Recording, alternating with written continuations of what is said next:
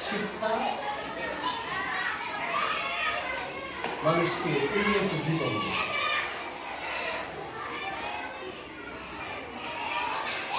এখন আল্লাহ তাআলা আমাদের সৃষ্টির পর আলোকিত করার জন্য উনি চক্ষুদানে এই আলো কেমন করে করতে পারে সেই অংশেরই একটা অংশ মনে হয় এই শিক্ষা কার্যক্রমে একটা পাকিস্তানি গ্রুপ এই উপজেলা এডুকেশন কাউন্সিলে কাউন্সিল ফার্স্ট অ্যান্ড ডেভেলপমেন্ট তৈরি করা।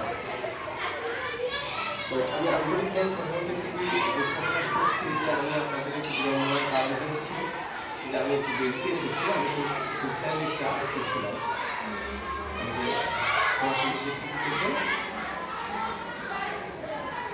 আজকে।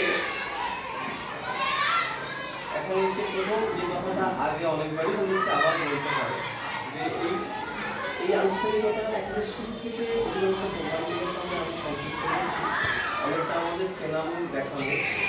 এরপরেও আমি একটু আমাদের ব্যবস্থাপনার সঙ্গে যারা জড়িয়ে আছেন যতবার করেছিলাম যে প্রোগ্রামের সঙ্গে সবসময় একটু নূতন মানুষ আমার এবং নূতন কেউ আসলেই নূতন ভাবনা সংযুক্ত হয়ে যখন একটু কাজ পাওয়া যায়, নূতন কেউ আসছে একজন নূতন সে কিন্তু অলরেডি তার কথায় আমরা একটা নূতন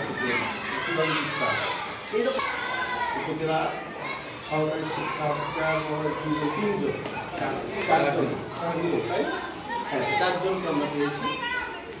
এনারা বলতে পারেন একটা রাষ্ট্রের শিক্ষা ব্যবস্থাপনা একেবারে সুবিধা এই ব্যবস্থাপনার সঙ্গে ওরা জড়িয়ে আছে। কেমন করে সুবিধা আমি কথা পরে বলছি।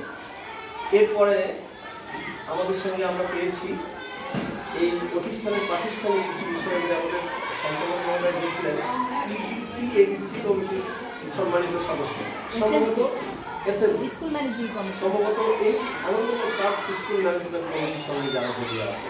দেখেন তাদের একটা প্রত্যাশা প্রতিফলিত হয়ে এর মধ্যে দিয়ে তাদের চেষ্টা থেকে আমাদের সঙ্গে রয়েছেন সংশ্লিষ্ট প্রতিষ্ঠানে কর্মরত কিছু শিক্ষক। এই শিক্ষকই কিন্তু আসলে বেস, তাদের হাত ধরে এই শিশুরা রওনা করে। উনি যেমন ওই শিশুর মধ্যে সেটা প্রতিফলন ঘটবেই, তার সারা জীবনে কিছু না কিছু ঘটবেই। সুতরাং ওনার ভালো দিকটা আমাদের মধ্যে প্রতিফলিত হচ্ছে। এই সাথে আমাদের এই উপজেলা পর্যায়ে বিভিন্ন শিক্ষা স্তরে অর্থাৎ মাধ্যমিক স্তরে জড়িত কিছু শিক্ষক আমাদের শ্রদ্ধেয় প্রধান শিক্ষক উনি কিন্তু এই শিক্ষা ব্যবস্থাপনা এবং এই ম্যানেজমেন্ট প্রোটোকলের সঙ্গে অনেক অভিজ্ঞতা, খুব বড় একটা স্কুল পরিচালনা করেন এবং ওনারা কিন্তু সরাসরি শিক্ষার্থী বেরোচ্ছে।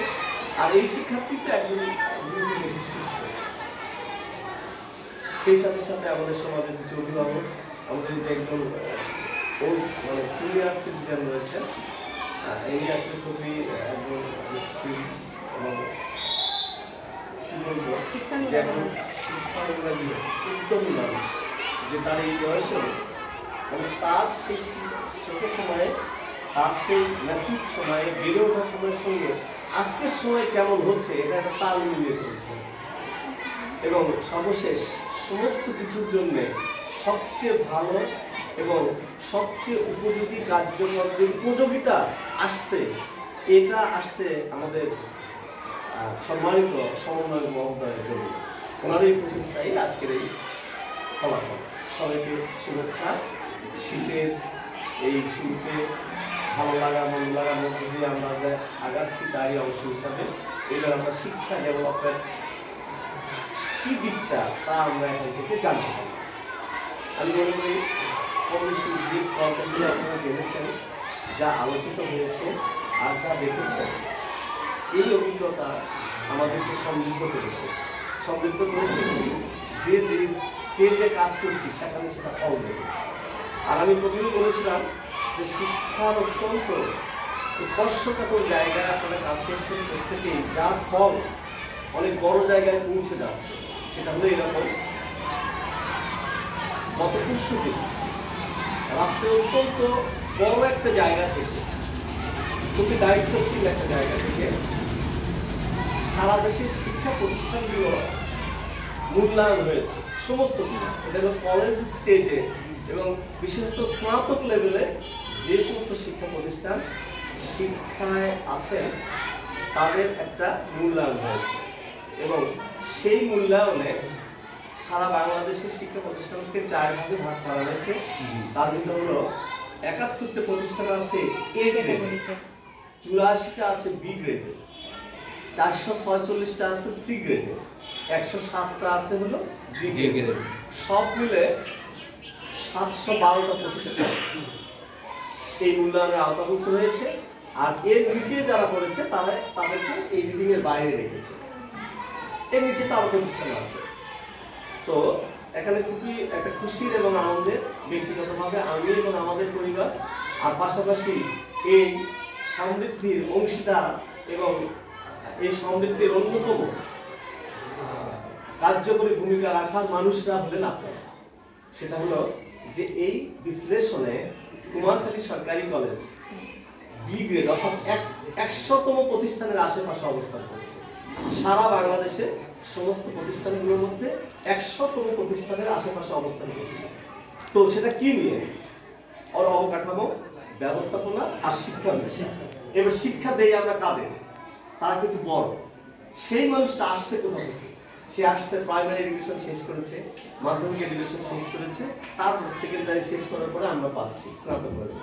সেই চাইল্ড এডুকেশনের সঙ্গে জড়িত হলো এই ম্যানেজমেন্ট এবং সেই চাইল্ড এডুকেশনটাকেই একটা বিশেষ মাত্রা দেওয়ার জন্য হয়েছেন আমাদের সরকারি কর্মকর্তা মহোদয়রা। আর এই কারণের জন্যই আমি বলছি যে অত্যন্ত দক্ষ গুণী মানুষ তাদের প্রচেষ্টায় আজকে এই চরাচরে অন্যতম ঐতিহ্যবাহী একটা শিক্ষা প্রতিষ্ঠান কুমারখালী সরকারি কলেজ দেশের মধ্যে এরকম একটা জায়গায় পৌঁছাতে পেরেছে। সুতরাং এর জন্য আমি আপনাদের প্রতি আরেকবার ধন্যবাদ জানাচ্ছি, কৃতজ্ঞতা জানাচ্ছি যে আপনাদের প্রচেষ্টা একটা প্রতিফলন রাষ্ট্রে ঘটেছে। এবার পরের পর্বে আসি যে এই প্রতিষ্ঠান অর্থাৎ আমরা যাদের আয়োজনে এখানে আছি আনন্দমূলক ট্রাস্ট, এটা আসলে আমাদের শিক্ষার ক্ষেত্রে কি জাতীয় ভূমিকা রাখছে? আমার মনে হয় যে এইটা আমি আলাদা করে কিছু বলার অবকাশ নেই, কারণ এই ব্যাপারটার সঙ্গে আপনারা জড়িয়ে আছেন যারা, তারা এত বেশি ভাবে চর্চার সঙ্গে রয়েছেন যে আপনাদের অভিজ্ঞতাই আমাদেরকে আরো সমৃদ্ধ করছে। তো এই অভিজ্ঞতা আপনারা যেভাবে শেয়ার করেছেন তার সঙ্গে কিছু জিনিস সংযোজন হওয়ার লক্ষ্য হচ্ছে এই জাতীয় আনুষ্ঠানিক। সেই সংযোজনের জন্য ইতিমধ্যে আমাদের এই যে উপজেলা সরকারি শিক্ষা অফিসার মহোদয় 2-3টা প্রস্তাব করেছেন, 2-3টা প্রস্তাব করেছেন। সেটা কিন্তু আসলে খুবই মানে সিনসিয়ার। সেটা হলো যে আমাদের বিশেষ একটা, সেটা হলো শিক্ষা উপকরণ এগুলোর যে ব্যবহার, এর সরবরাহই খালি না, এর পাশাপাশি ব্যবহার যেটা, এটাকে যত আপনি অর্থবহন করবেন তত এটা সক্ষম হবে। আর আরেকটা ব্যাপার হলো যে এই কার্যক্রমের বিস্তার, কেননা একটা নির্দিষ্ট সময়ের মধ্যে আপনি এইটুকু নিয়ে যান।